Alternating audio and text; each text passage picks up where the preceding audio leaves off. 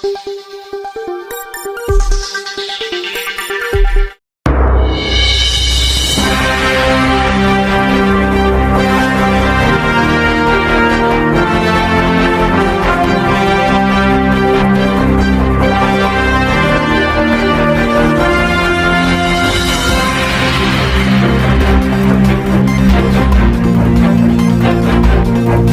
में जल संकट पर बोले श्री रमन जी महाराज उर्फ साइंटिस्ट बाबा। दिल्ली में यमुना नदी 100 से ज्यादा तालाब और कुएं का रखरखाव नहीं होने का कारण भी जल संकट। रेन हार्वेस्टिंग की व्यवस्था नहीं भी पानी के संकट का कारण। चारों तरफ कंक्रीट होना भी जल संकट का कारण। दिल्ली के लिए केंद्र सरकार और राज्य सरकार ठोस योजनाएं बनाए, नहीं तो आने वाले समय में और घोर संकट हो सकता है। दिल्ली इन दिनों घोर जल संकट से जूझ रही है। चारों तरफ पानी के लिए लोग त्राहिमाम कर रहे हैं। लोग बूंद बूंद पानी के लिए तरस रहे हैं। दिल्ली सरकार दूसरे राज्यों पर पानी कम देने का आरोप लगा रही है।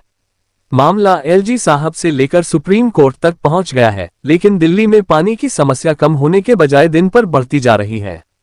एक तरफ आसमान से आग उगल रहा है, पारा 48 डिग्री के पार जा रही है। ऐसे में जल ही जीवन है लोगों से दूर होती जा रही है। पानी पर दिल्ली में रोज खूब सियासत भी हो रही है। एक तरफ दिल्ली के मुखिया अरविंद केजरीवाल जेल में हैं, तो उनके मंत्री आतिशी रोजाना प्रेस को संबोधित करते हुए दूसरे राज्यों पर आरोप लगाते हुए दिल्ली में भी बीजेपी पर आरोप लगा रही है कि दिल्ली में पानी की समस्या के लिए बीजेपी जिम्मेदार है। वहीं दिल्ली में बीजेपी और अब कांग्रेस दोनों ही पार्टियां पानी के लिए दिल्ली सरकार के खिलाफ मोर्चा खोल दिया है और रोज धरना प्रदर्शन कर रही है और बयानबाजी भी खूब हो रही है।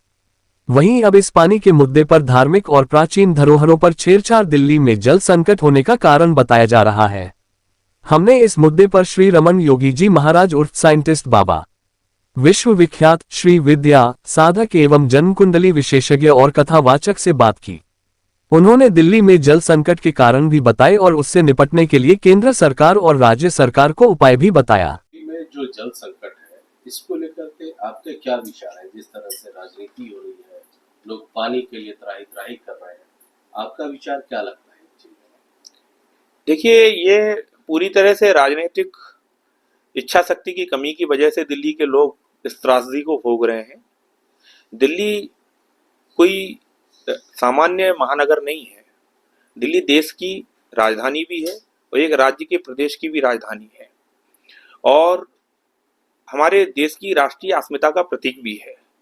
ऐसी स्थिति में अगर यहाँ के लोगों को जल के प्रति भीषण भयावह स्थिति का सामना करना पड़े, तो ये सभी प्रकार की सरकारों के लिए, अधिकारियों के लिए और समाज के सभी बुद्धिजीवी वर्ग के लिए एक प्रश्न चिन्ह खड़ा कर देती है।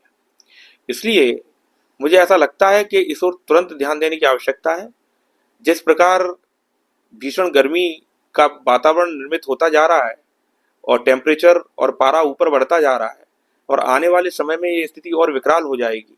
अगर इस पर तुरंत ध्यान नहीं दिया गया तो दिल्ली लोगों को रहने लायक नहीं बचेगी और एक नकारात्मक संदेश पूरे देश में दिल्ली के प्रति जाएगा। आपके हिसाब से इसका उपाय क्या है? कैसे पुराने जो हमारे धरोहर है, पारंपरिक चीजें हैं, वो समाप्त हो रही है? ऐसे में इससे बचने के लिए क्या, जो हमारी पुरातत्व चीजें हैं, उनको अगर रिस्टोर किया जाए तो समस्याएं कम हो सकती हैं?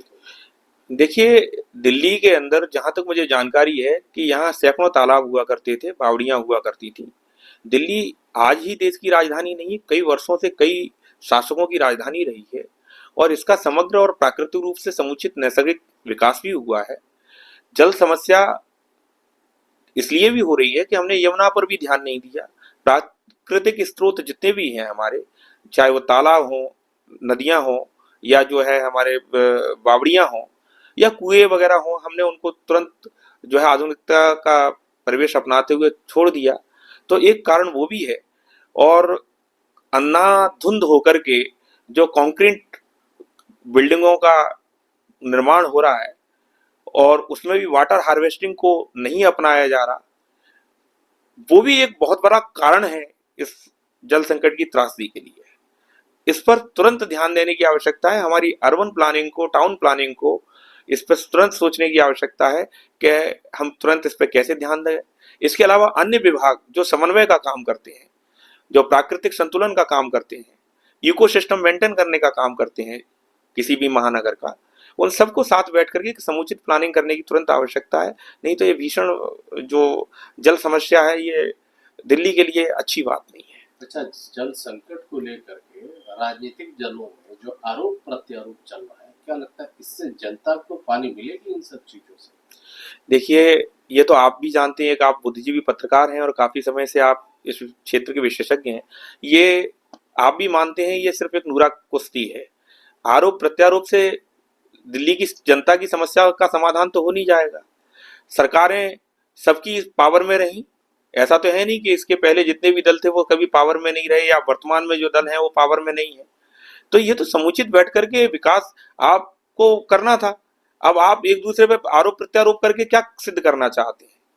ये तो सीधी सी बात ये हुई कि जनता की जो मूल समस्या है उसको तो समुचित रूप से उसका समाधान ना करना है और ऊपर से जो है फुटेज लेने के लिए अपनी चेहरा चमकाने के लिए आप जो है भांति भांति के आयोजन प्रयोजन करते रहिए और आरोप प्रत्यारोप लगाते रहिए। आप उन लोगों को सोचिए जो इस 50 डिग्री 40 डिग्री के टेम्परेचर के बीच में अपनी रातें गुजार रहे हैं, जिनके यहाँ कूलर पंखा नहीं है, जो कैसे अपनी सोते होंगे, क्या खा रहे हैं, क्या पी रहे हैं, कैसे काम कर रहे हैं। 20 रुपए 25 रुपए की बोतल आती है। एक ऑटो वाले से पूछिए कि पूरे दिन वो ऑटो चला रहा है। एक आम आदमी से पूछिए जो मेहनत कर रहा है। हम सबको संवेदनशील होना पड़ेगा। आज ये त्रासदी सिर्फ ये बात की सूचक नहीं है कि जल संकट है, ये इस बात की भी सूचक है कि हम संवेदनहीन भी होते जा रहे हैं।